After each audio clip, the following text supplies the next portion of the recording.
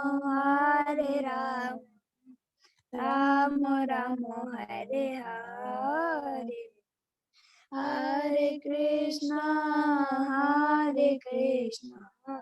कृष्ण कृष्ण हरे हरे हरे राम राम राम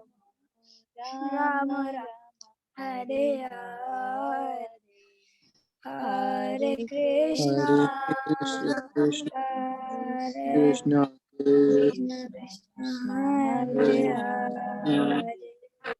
हरे राम राम राम हरे हरे हरे कृष्णा कृष्ण कृष्ण हरे हरे हरे राम राम हरे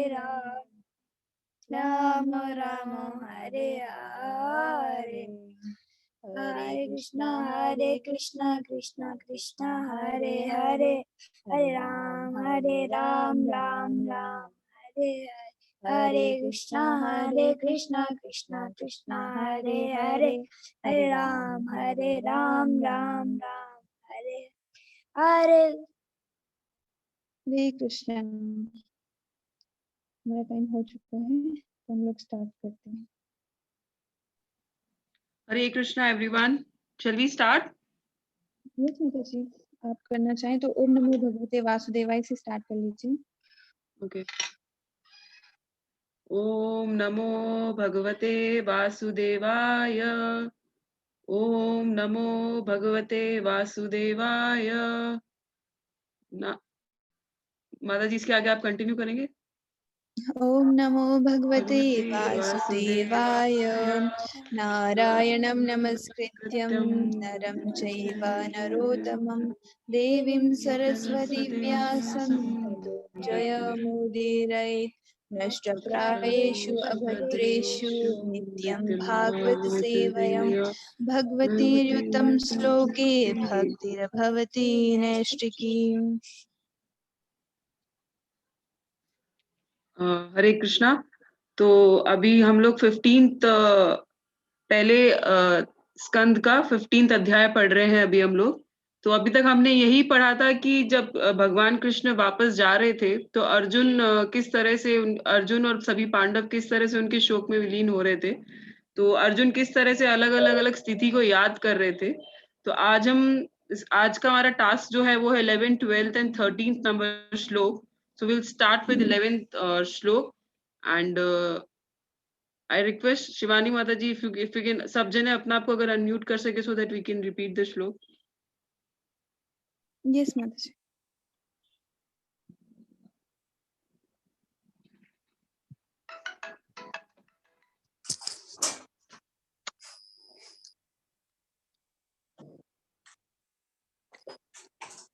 ये तो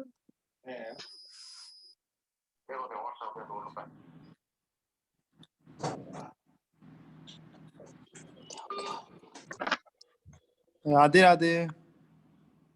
हरे कृष्णा जी। हरे माता जी कृष्णा। स्टार्ट। हाँ जी, आप वर्ष तो क्या पढ़ना स्टार्ट कीजिए। हाँ, आप सब दोहराइएगा। य न जुगोपो वन एत्य दुरंत वनायेत्य दुरन्त प्रच्छात दुर्वासा प्रच्छ्राद दुर्वाससु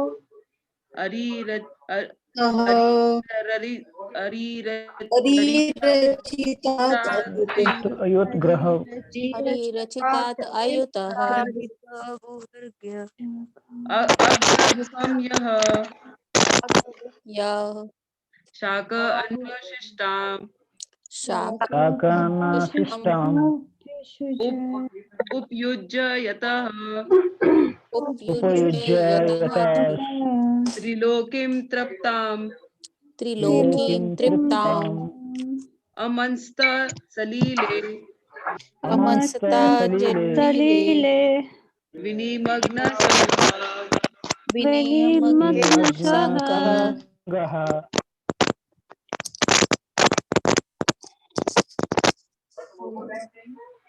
तात्पर्य and explanation by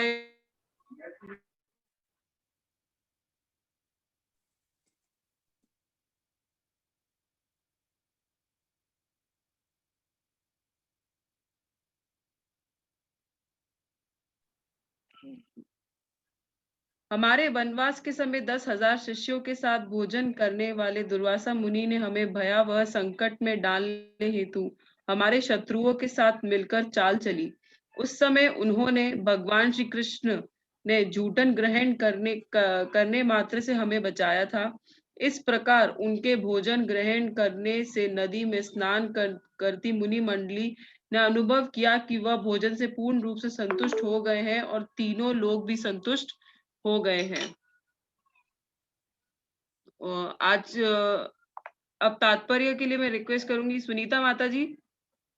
Hare Hare Krishna. Krishna. हरे कृष्ण जी, माता उससे पहले हम मंगलाचरण कर लेते हैं। मंगलाचरण कर लेंगे। हाँ।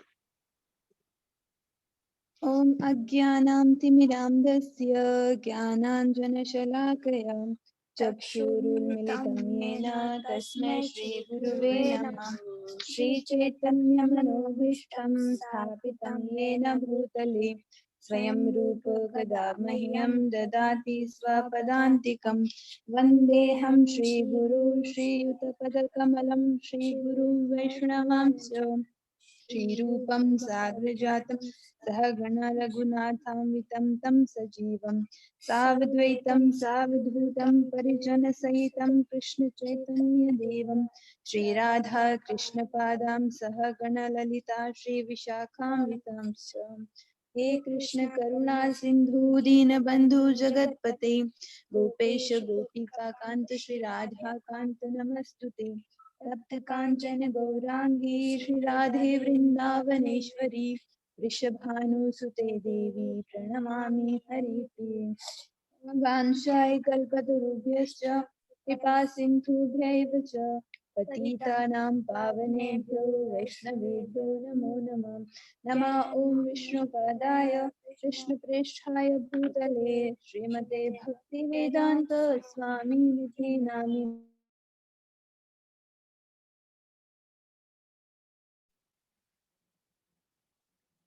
सुनीता माता जी।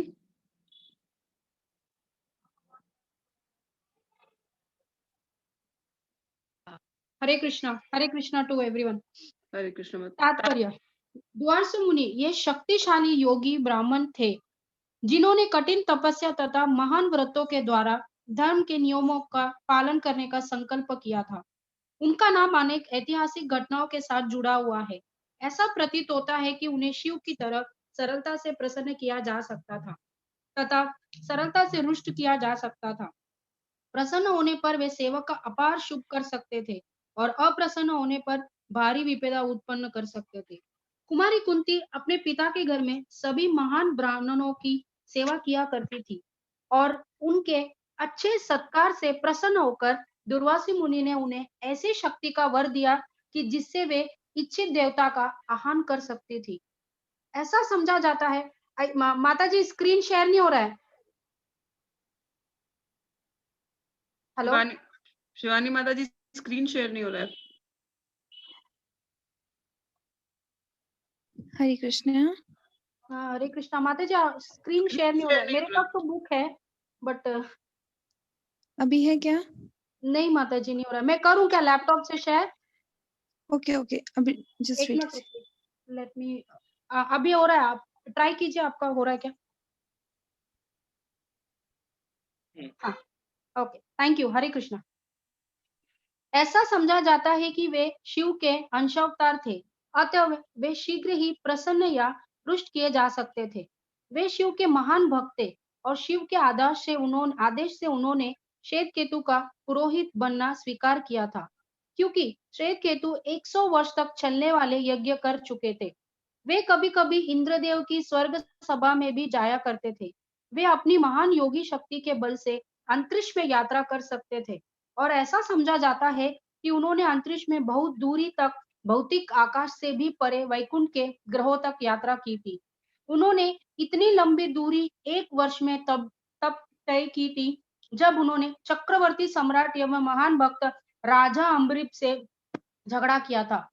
उनके लगभग 10,000 शिष्य थे और वे जहां कहीं तथा जिन क्षत्रिय राजों के अतिथि बनते, वहीं अपने बहुत से शिष्यों को साथ लेते जाते। एक बार वे महाराज युधिष्ठिर के शत्रु चचेरे भाई दुर्योधन के घर गए। दुर्योधन इतना तो बुद्धिमान था कि वे समझे कि ब्राह्मण को सब प्रकार से संतुष्ट करना चाहिए और ऐसा करने पर इस महर्षि ने दुर्योधन को कुछ वरदान देना चाहा। दुर्योधन इनकी योग शक्ति से परिचित था और यह भी पता था कि ये योगी ब्राह्मण अप्रसन्न होने पर किस प्रकार से भवंडर खड़ा कर सकते हैं। अतः उसने ऐसी चाल सोची कि यह ब्राह्मण अपना क्रोध उनके शत्रु पांडवों पर उतारे। जब ऋषि ने दुर्योधन को कुछ वर देना चाहा, तो उसने इच्छा व्यक्त की, अच्छा हो यदि श्रीमान उनके अग्रज तथा प्रमुख महाराज युधिष्ठिर के घर जाए। लेकिन उसने विनती की वे तब पहुंचे जब युधिष्ठिर अपनी महारानी द्रौपदी के साथ भोजन कर चुके हो। दुर्योधन जानता था कि द्रौपदी के साथ भोजन करने के उपरांत महाराज युधिष्ठिर इतने सारे ब्राह्मण अतिथियों को भोजन नहीं दे पाएंगे और तब यह ऋषि क्रुद्ध होकर महाराज युधिष्ठिर के लिए संकट उत्पन्न कर देंगे। यह थी दुर्योधन की योजना। दुर्वास मुनि ने उसके प्रस्ताव को मान लिया और दुर्योधन की योजना के अनुसार ही वनवासी राजा के यहाँ उस समय पहुंचे जब राजा तथा द्रौपदी भोजन कर चुके थे। महाराज युधिष्ठिर के द्वार पर पहुंचते ही दुर्वास मुनि का स्वागत किया गया और राजा ने उनसे प्रार्थना की कि वे दोपहर का धार्मिक कृत्य नदी के किनारे संपन्न करें, क्योंकि तब तक भोजन तैयार हो जाएगा। महर्षि दुर्वासा अपने अनेक शिष्यों सहित नदी में स्नान करने गए और महाराज युधिष्ठिर इन अतिथियों के कारण बहुत चिंता करने लगे।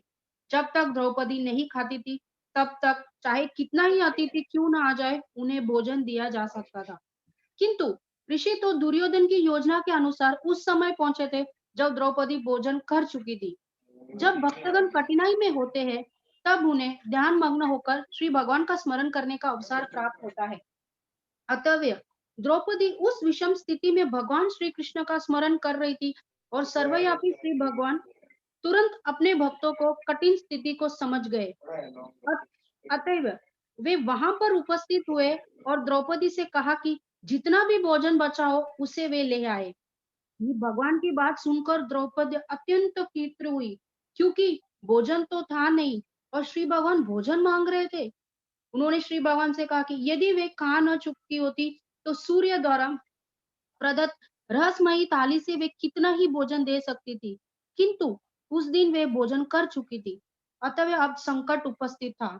वे अपनी कठिनाई बताकर भगवान श्री कृष्ण के समक्ष रोने लगी, जैसे ही ऐसे अवसरों पर स्त्रियां करती है।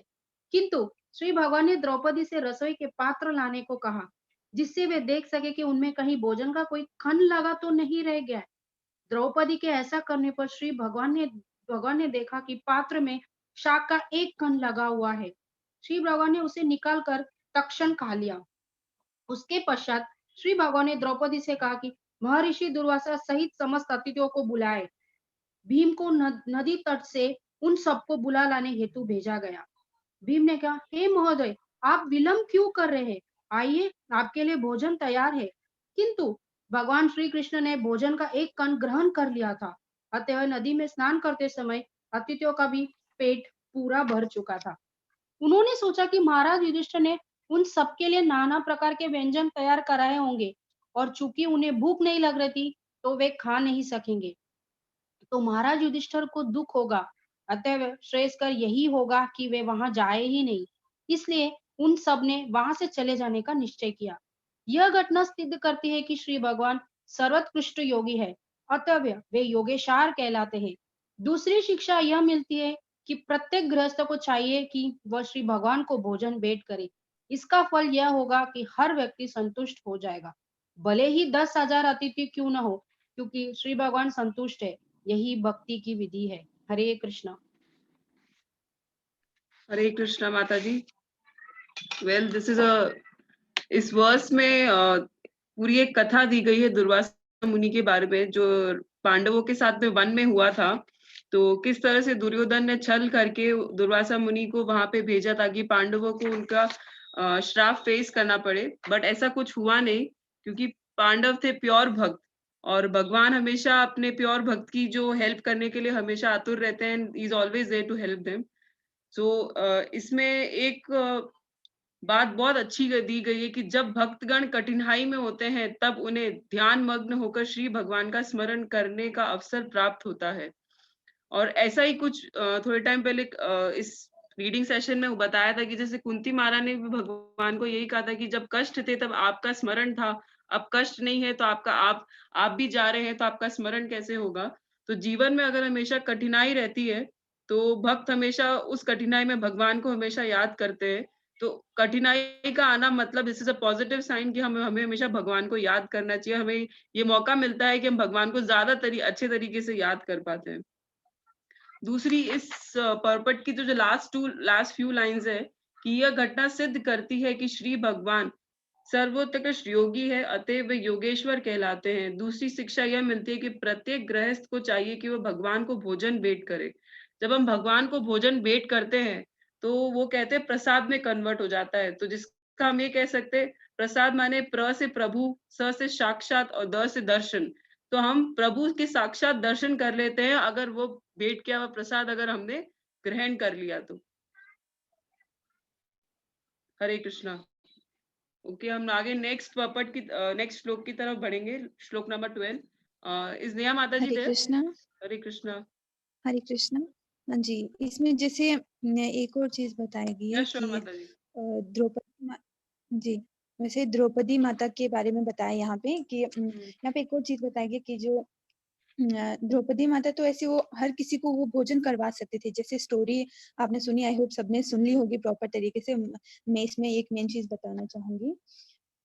वहां पे जो पांडव जब वन में थे ना, उनके पास एक पात्र था जिसका नाम था अक्षय पात्र। वो उनको सूर्य देव ने उनको एक भेंट के तौर पे दिया था। वो एक जिसका नाम ही अक्षय पात्र, मतलब जो कभी खत्म ना हो। अक्षय मतलब कभी खत्म ना होने वाला। तो एक ऐसा पात्र था कि उसमें चाहे थोड़ा भी बनाओ, खाते जाओ खाते जाओ खाते जाओ, कभी खत्म ही नहीं होता है। तो उनको तो कोई प्रॉब्लम ही नहीं थी, वो तो हजारों को खाना खिला सकते थे। तो वहां पे ऐसी क्या प्रॉब्लम थी कि उनको ऐसा टाइम फेस करना पड़ा। वो इतनी परेशान हो गई थी द्रौपदी माता कि मैं अब 10,000 शिष्यों को कैसे भोजन करवाऊंगी। वो एक्चुअली ये था कि सूर्य देव ने कहा था कि अगर द्रौपदी माता खा लेती हैं तो उसके बाद वो जो प्रसाद होता है वो खत्म हो जाता है। ठीक है, तो वहां पे ये था कि तभी जो ये था दुर्योधन था, उन्होंने भेजा था उस टाइम पे कि उस टाइम तक द्रौपदी माता भी खा चुकी होंगी कि लास्ट में कुछ बचा ही नहीं होगा। और ओब्वियसली वो वन में थे, उनके पास कुछ था नहीं खाने के लिए। तो इसलिए उन्होंने ये प्लान बनाया था कि इस कारण दुर्वासा मुनि उन पे क्रोधित हो जाए। तो वहां पे इसी समय फिर अब भगवान आए वहां पे, तो उनका पता चला कि ऐसी ऐसी प्रॉब्लम हो गई। तब उन्होंने वो अन्न ग्रहण किया, जिसके कारण भगवान जब तृप्त हो गए, तो हर मनुष्य के अंदर भगवान परमात्मा स्वरूप है, तो इसलिए हर वो जितने भी शिष्य थे सब तृप्त हो गए। हरे कृष्ण। हरे कृष्णा। अभी प्रभु जी कुछ और बताना चाहेंगे?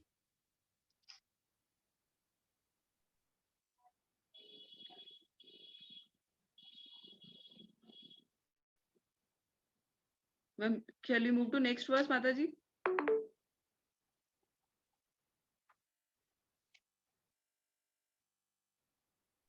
हरे Krishna. Shall we continue? Yes, yes, please continue, Mataji. Okay, so next verse number 12 is Neha माता जी there?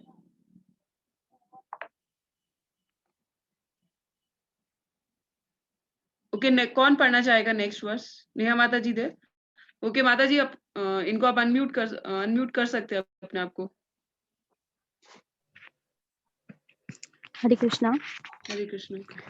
दंडवत प्रणाम सभी डिवोटीज को। यत् तेजस अथ भगवान युधि शूलपाणिः विस्मापेत सकर्जः अस्त्रम् अतात निजमय अने अपि च अहम् अमुना एव कलेवरेण प्राप्तः महा इंद्र भवने महत आसन अधर्मम्। ये उन्हीं का प्रताप था कि मैं एक युद्ध में शिव तथा उनकी पत्नी पर्वतराज हिमालय की कन्या को आश्चर्यचकित करने में समर्थ हुआ। इस प्रकार वे शिव मुझ पर प्रसन्न हुए और उन्होंने मुझे अपनी निजी अस्त्र प्रदान किया। ओके। अन्य देवताओं ने भी मुझे अपने अपने अस्त्र भेंट किए और इसके अतिरिक्त मैं इसी वर्तमान शरीर से स्वर्गलोक पहुंच सका। यहाँ मुझे आधे ऊंचे आसन पर बैठने दिया गया। तात्पर्य: पूर्ण पुरुषोत्तम भगवान श्री कृष्ण के अनुग्रह से शिव सहित सारे देवता अर्जुन से प्रसन्न थे। भाव ये है कि जिस किसी पर शिव की या किसी अन्य देवता की कृपा होती है, उस पर भगवान श्री कृष्ण की भी कृपा हो, ऐसा आवश्यक नहीं है। रावण निश्चित रूप से शिव का महान भक्त था, किंतु वह भगवान श्री रामचंद्र के क्रोध से बच नहीं पाया और पुराणों में भी ऐसी अनेक घटनाएं बरी पड़ी हैं।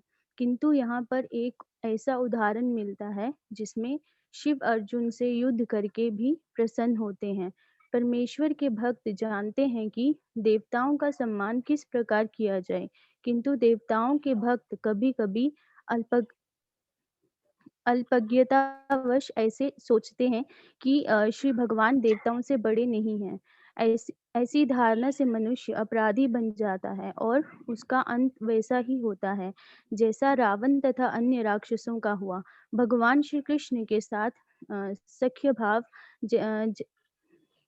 सख्य भाव में संपन्न कार्यों का अर्जुन द्वारा किया गया उल्लेख उन सबके लिए शिक्षाप्रद है, जो इस शिक्षा से आश्वस्त है कि एकमात्र भगवान श्री कृष्ण को प्रसन्न करके अन्य सभी वर प्राप्त किए जा सकते हैं, किंतु देवताओं के भक्तों या पूजकों को केवल आंशिक लाभ होगा, जो स्वयं देवताओं की ही तरह विनाशशील होगा।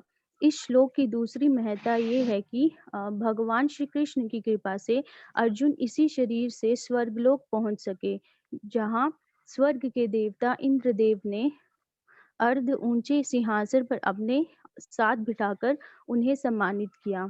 कोई मनुष्य पुण्य कर्मों से स्वर्गलोक पहुंच सकता है, जैसा कि सकाम कर्मों की श्रेणी में शास्त्रों का अभिमत है।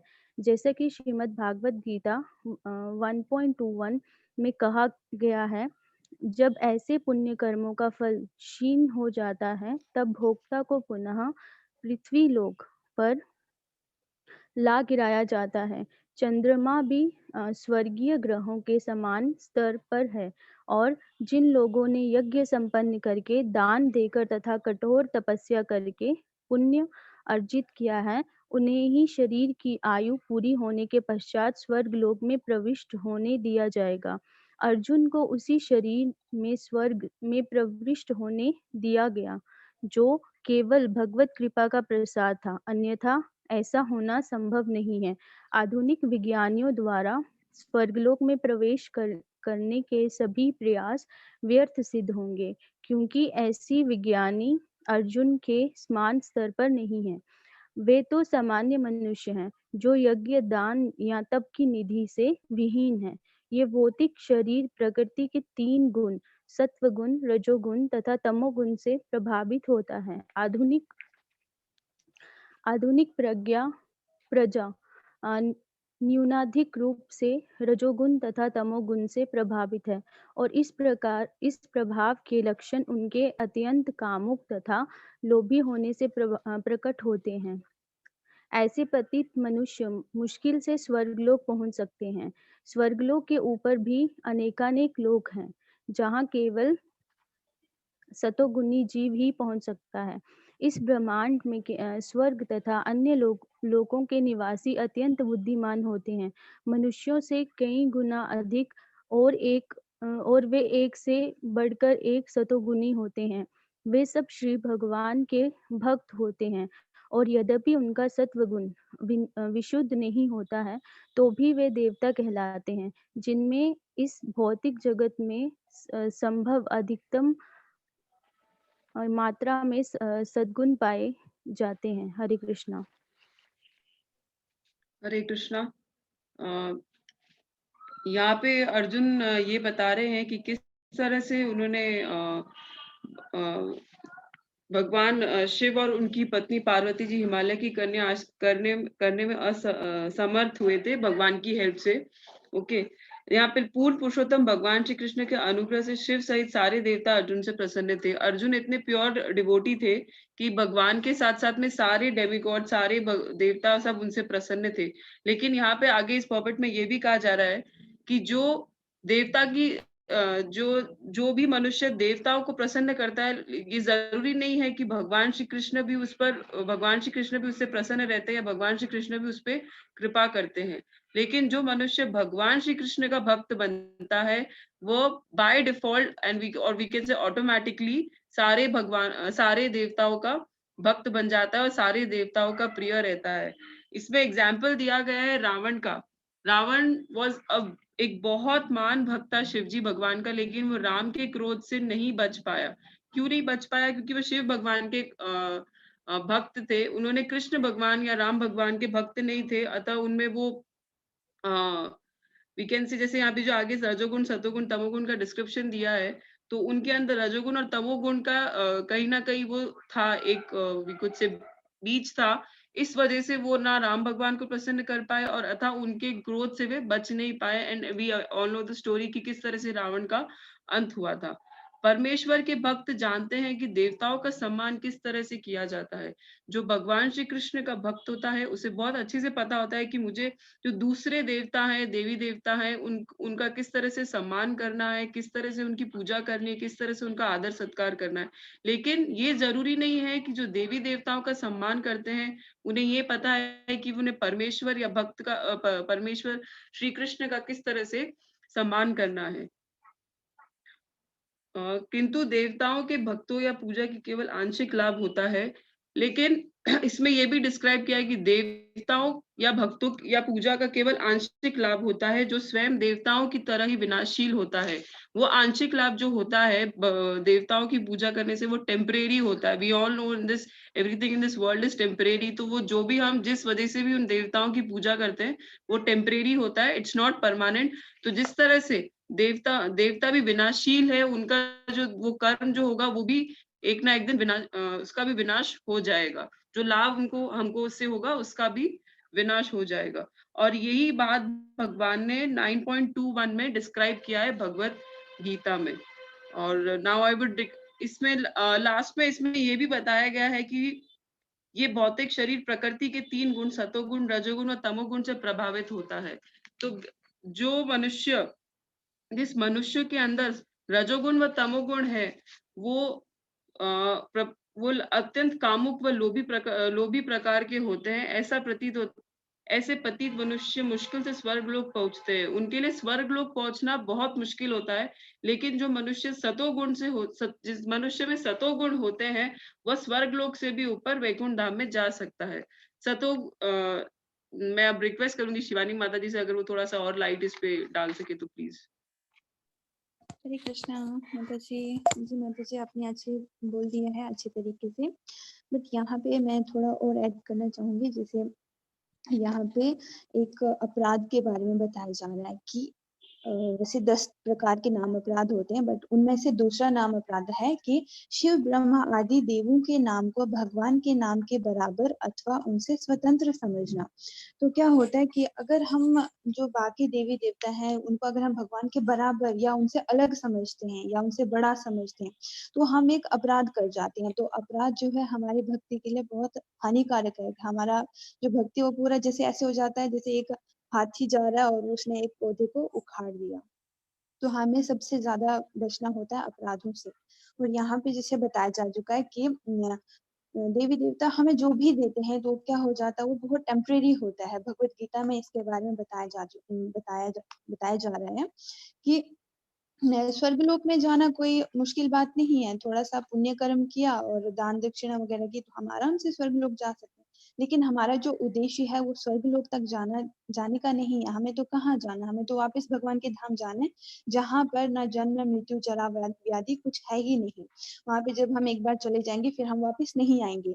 लेकिन जब स्वर्ग तक जाएंगे तो स्वर्ग में क्या होता है कि चलो भाई जितना हमारे पास पैसा है, जैसे अगर हम कोई बहुत बड़ी होटल में जाते हैं, ठीक है, वहां पे जब तक हमारे पास पैसे हैं तो हमें रहने देंगे, जब हमारा अकाउंट खाली हो जाएगा तो चलो जी धक्के मार के निकाल देंगे, चलो तुम्हारा अकाउंट खाली हो गया, अब तुम्हें हम नहीं भी छोड़ना चाहेंगे तब भी क्या हो जाएगा, हमें छोड़ना पड़ेगा। तो इसी तरीके से स्वर्ग लोक में हमें जाना आराम से जा सकते हैं, लेकिन वहां पे जब तक हमारे पुण्य कर्म है तब तक हमें रहने देंगे, उसके बाद हमें वापिस इधर आना पड़ता है। इस चीज पे यहाँ पे बहुत फोकस किया हुआ है। और जैसे बताया जाता है कि जो स्वर्ग लोक के होते देवी देवता होते बहुत सदोगुणी होते हैं, वो बहुत बुद्धिमान होते हैं, लेकिन भगवान के जो भक्त होते हैं वो भौतिक जगत में रहते हुए भी उनसे कम नहीं है, तो हमें उनकी तरह बनने का कोई प्रयास ही नहीं करना चाहिए। One thing I would like to add in this, जो यहाँ पे सतोगुण की बात हो रही है ना, तो जो सतोगुण है वो हमारे अंदर कैसे डेवलप हो सकता है? Well, our lifestyle, our eating habits, ये सब कुछ बहुत मैटर करता है हमारे अंदर सतोगुण डेवलप करने में। सो इन फ्यूचर, लाइक अगर प्रभु जी कभी इस पे लाइट थ्रो कर सके, what kind of lifestyle should we have, हमारी ईटिंग हैबिट्स क्या होनी चाहिए जिससे हमारे अंदर सतोगुण डेवलप कर सके। एंड बहुत सारे एनवायरमेंटल फैक्टर्स भी होते हैं जो हमें हेल्प करते हैं।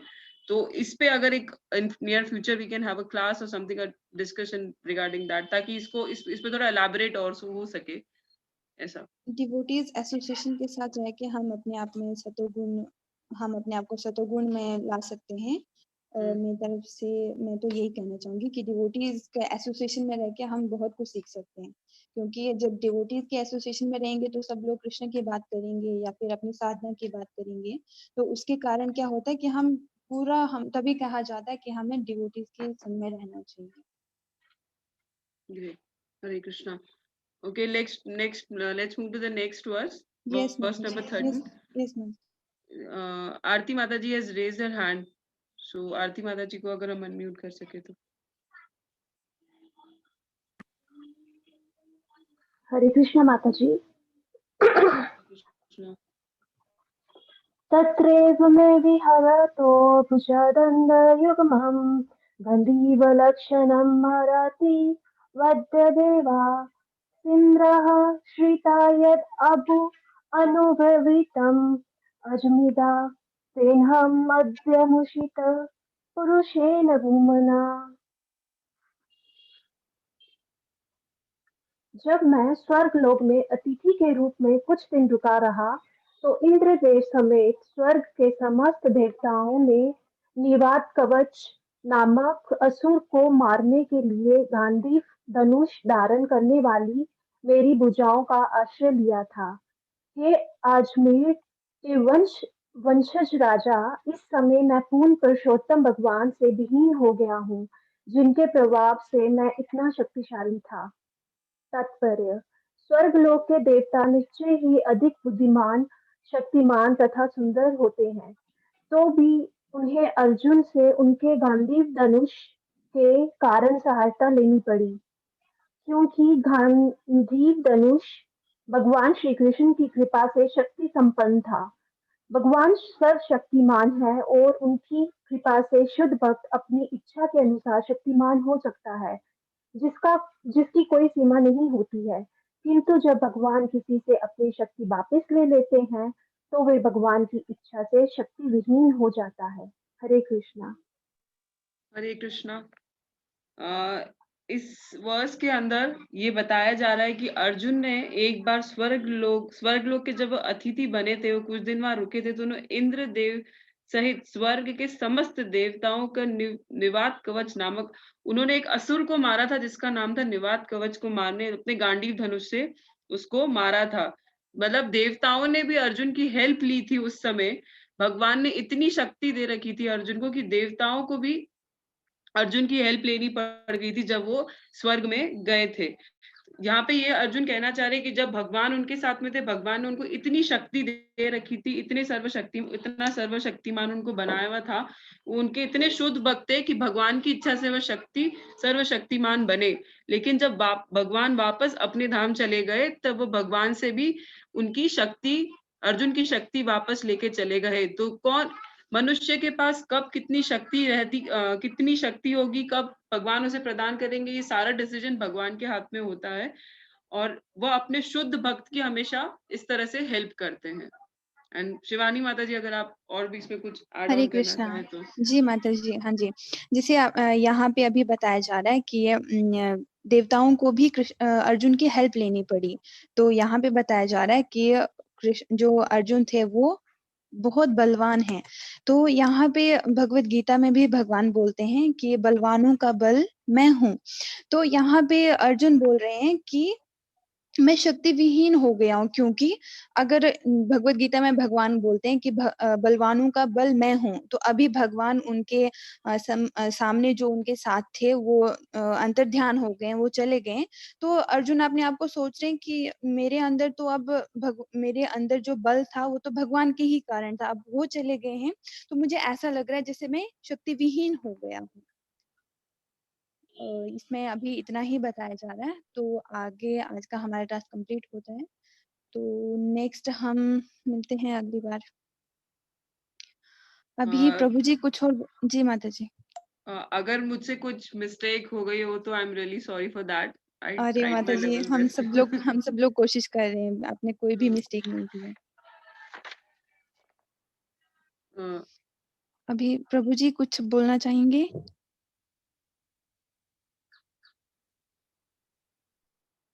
प्रभु जी है online?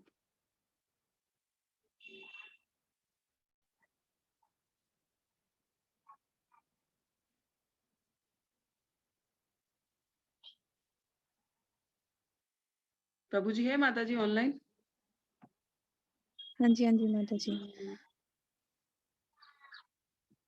I think he is left, उन्होंने चैट बॉक्स में लिखा है सी यू। ओके ओके, वो कह रहे हैं कि नेक्स्ट डे हम कंटिन्यू करेंगे। ओके, आज का सेशन हम यहीं करते हैं। अगर किसी का कोई क्वेश्चन हो तो मुझ में इतना सामर्थ्य नहीं है कि मैं कुछ क्वेश्चन ले सकूं। आई मीन अगर कोई ऐड ऑन करना चाहता है इन वर्सेस में तो वो सब अपना अनम्यूट करके वो बोल अपना सकते कुछ हैं। रियलाइजेशन ऐड कर सकते हैं। यस।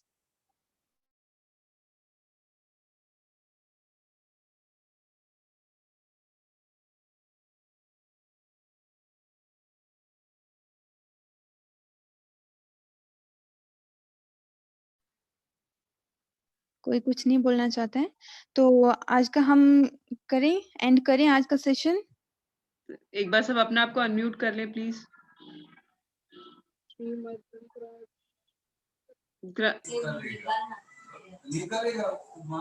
माता जी करे ग्रंथराज।